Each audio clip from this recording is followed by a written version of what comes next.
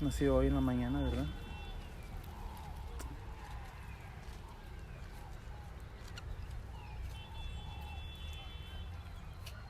Qué bonito.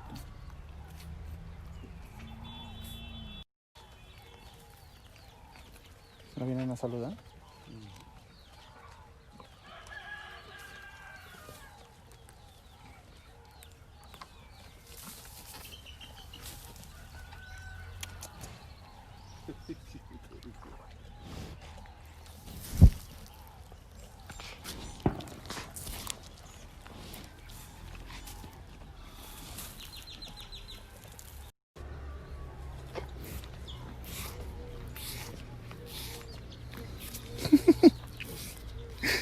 Ya.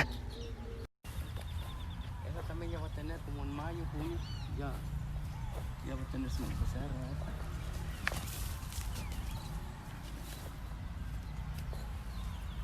Y aquí hay esos dos.